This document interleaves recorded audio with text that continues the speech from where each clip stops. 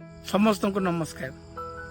आपण मैंने देखिपुंट बर्तमान आम अच्छु कंधमाल जिला घोदयगिरी ब्लॉक रायपदा निकटरे यही जगार एकलव्य स्कूल निर्माण हम बोली गत 2023 मे मसरे आमर मान्यगण्य व्यक्ति माने आसिकी एटाकू शुभ देइथिले किंतु दुखर विषय 2 वर्ष ऊर्ध्व है एटा आरंभ हो पारुनी।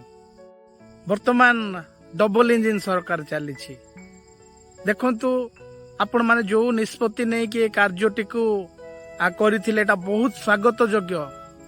यह हेबा फल रे आम अंचलर निरीह अनुसूचित जाति और जनजाति पिला माने बहुत उपकृत हो पारिबे सर।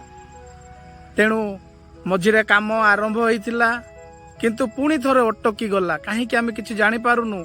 आम देखिकी बहुत खुशी होतिलु जा हो आम पिला माने पाठ पढ़िबे शिक्षित हेबे किंतु हठात रहीगला। वर्तमान रायकिया रे देखंतु काम आरंभ हो गलानी फिरिंगिया रे सब आड़े काम सरीबा उपरे आसिलानी किंतु आम अंचल रे हठात कामटा रहीगला।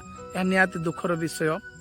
तेणु आम अंचलवासी तरफरु सरकार को अनुरोध करुछु दया करी जो प्रस्ताव आम घोदयगिरी अंचल निमंते आसीची एकलव्य स्कूल पाई आपण आरंभ करंतु सर।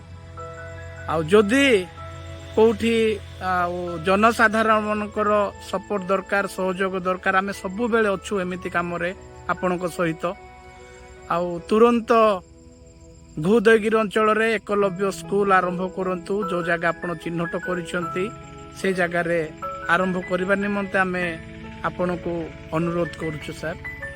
धन्यवाद।